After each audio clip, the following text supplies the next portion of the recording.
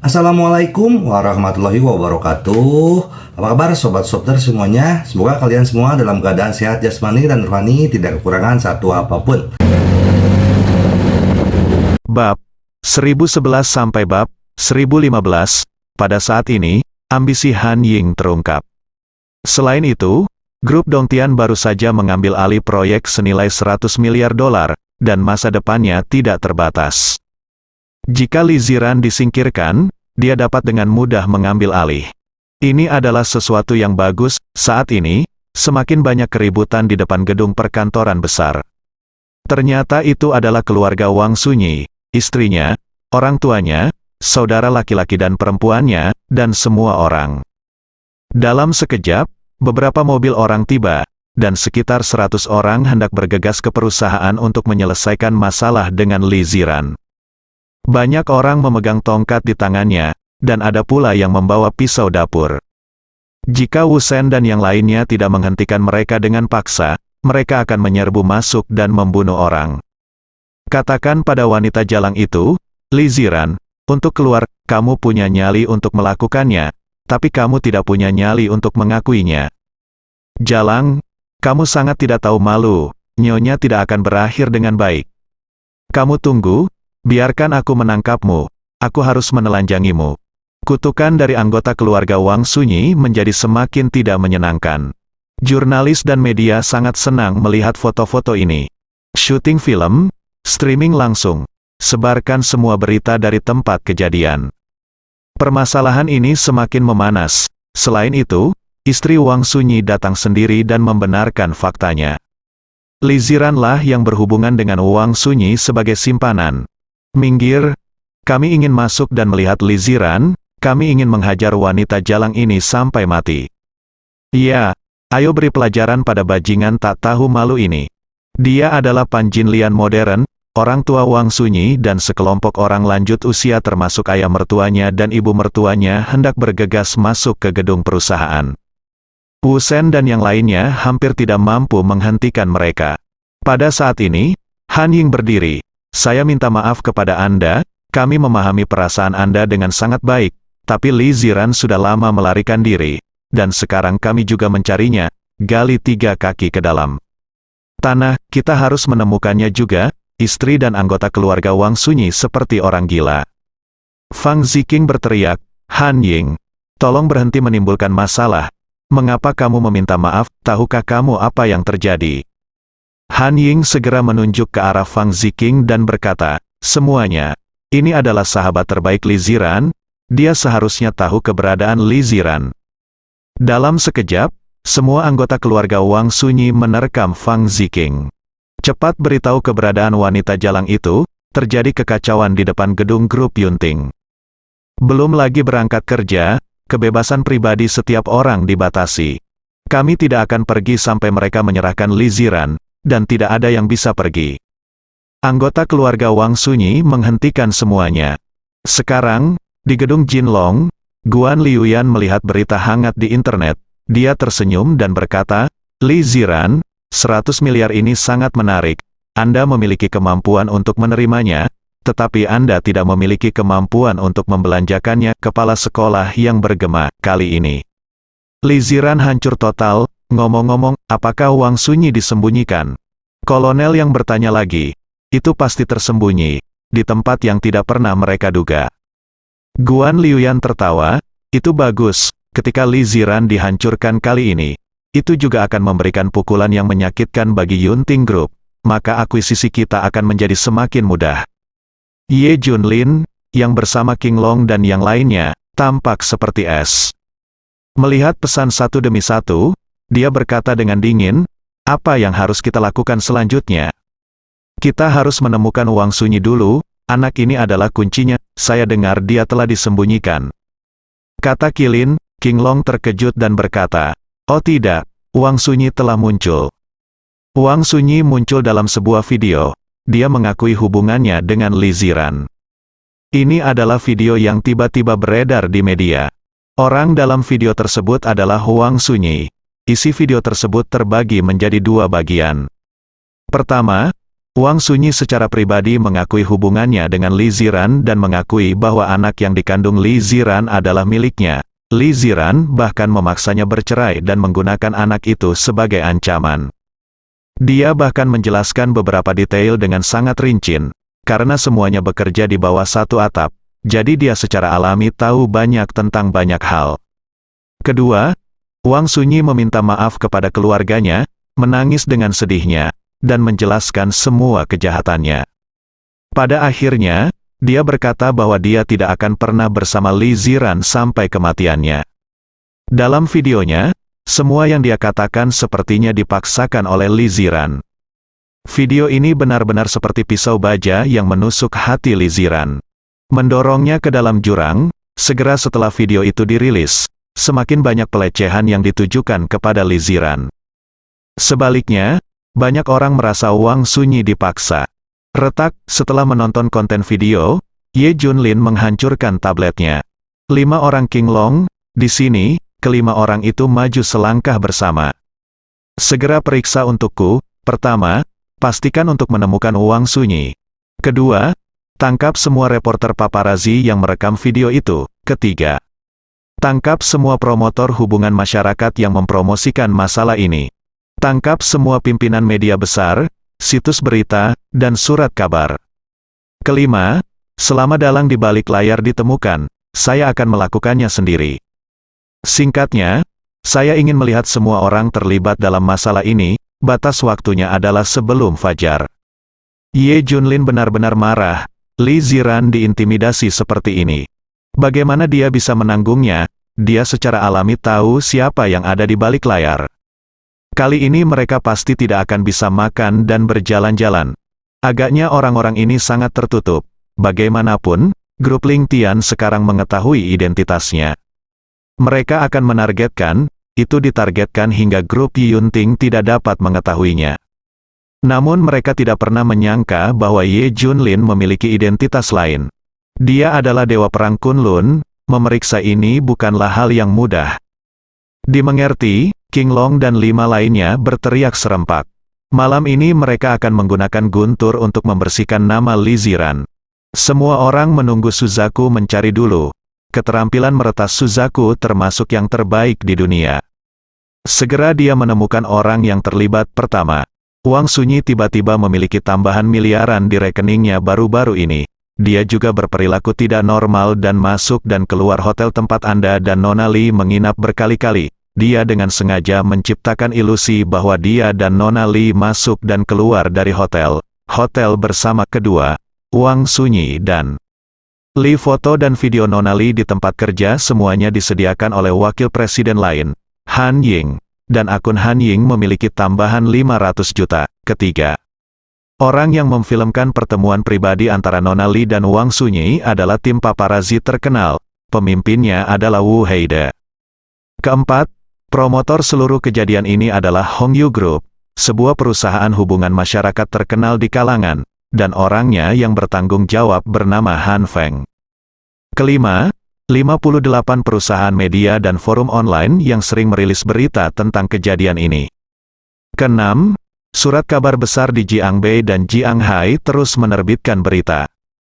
Ketujuh, kekuatan pendorong di balik insiden ini adalah grup Ling Tian, terutama Xiao Yang dan Guan Liuyan. Oke, bagus sekali, ayo kita bertindak, semua orang harus ditangkap di depanku sebelum fajar. Mata Ye Junlin memerah, dan niat membunuh yang dingin memenuhi udara. Nanfang Evening News, ini adalah surat kabar terbesar di selatan. Saat ini, seluruh kantor surat kabar sedang bekerja lembur, dan suasana memanas. Terlalu banyak berita yang perlu digali tentang insiden Li Ziran. Jumlahnya cukup untuk membuat mereka sibuk. Kinerja 2 hari ini cukup untuk bertahan selama beberapa bulan.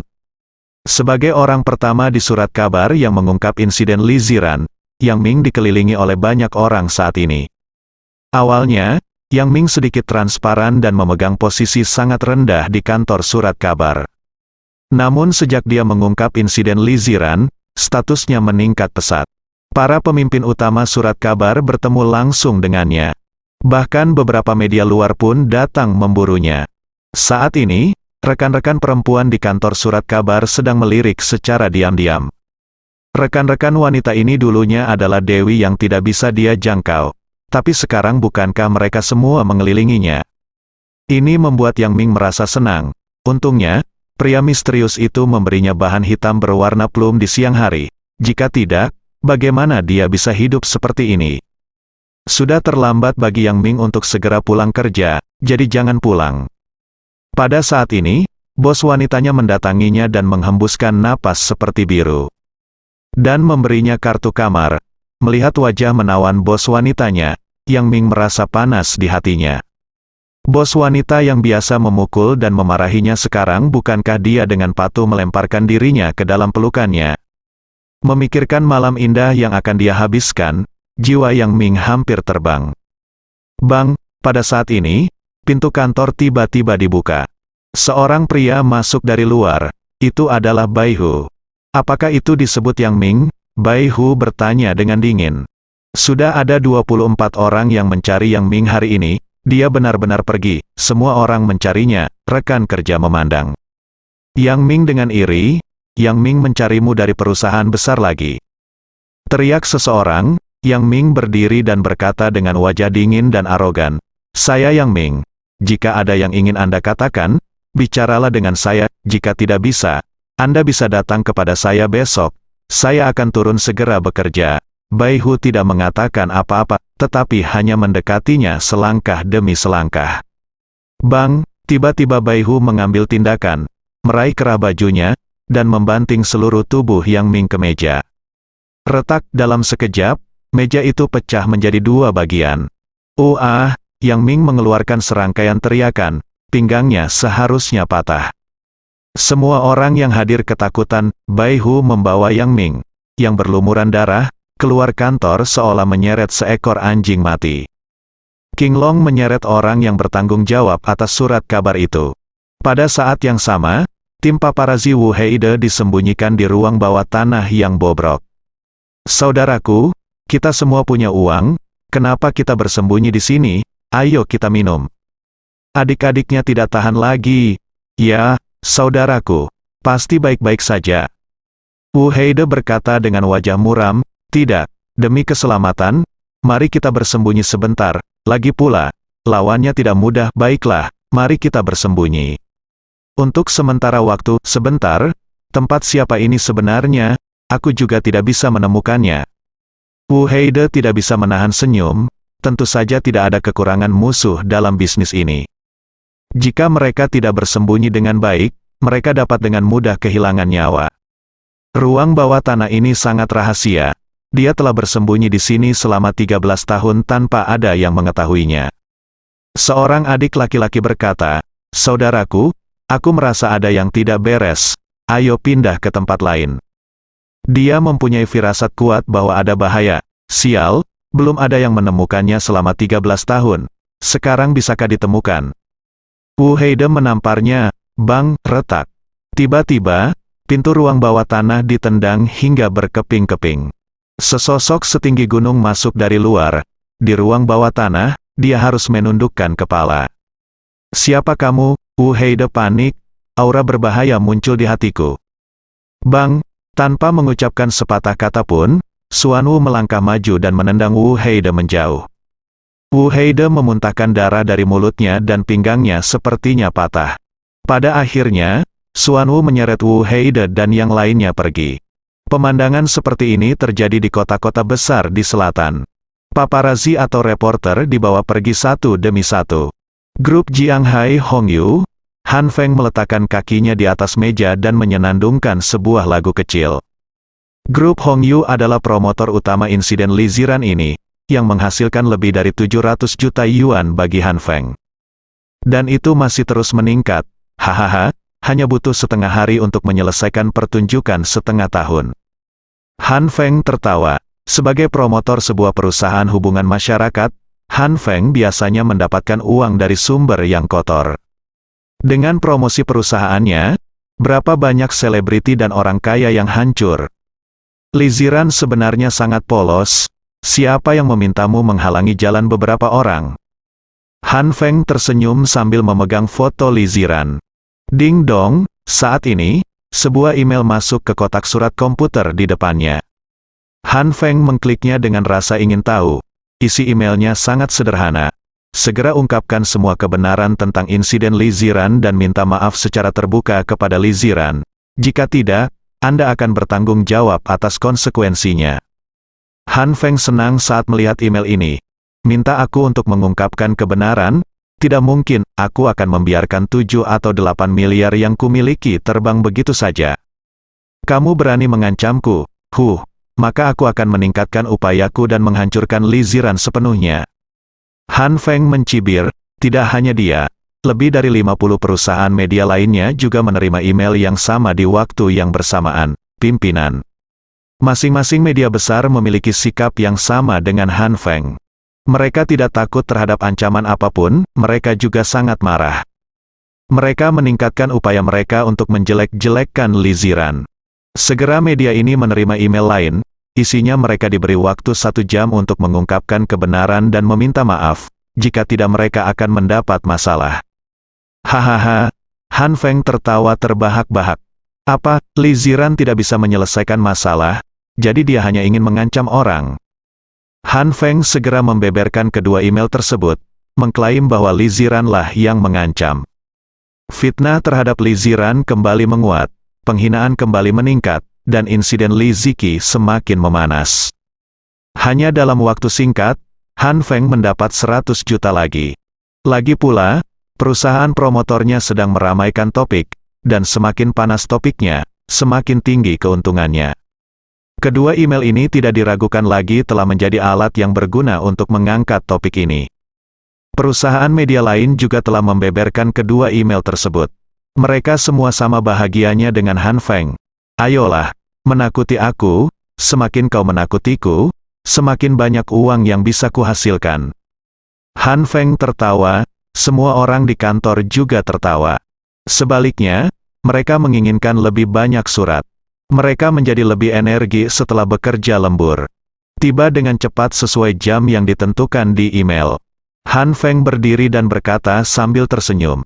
Bukankah tenggat waktu 1 jam? 1 jam telah berlalu. Apa konsekuensinya? Apakah Anda bertanggung jawab atas konsekuensi yang Anda setujui?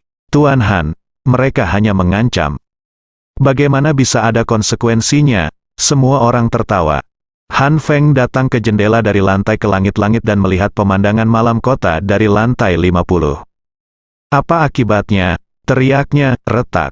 Tiba-tiba jendela dari lantai ke langit-langit pecah. Han Feng menyaksikan tanpa daya saat jendela dari lantai ke langit-langit di depannya meledak, dan pecahan kaca dimasukkan ke wajahnya, menyebabkan pendarahan. Dia bahkan tidak bereaksi.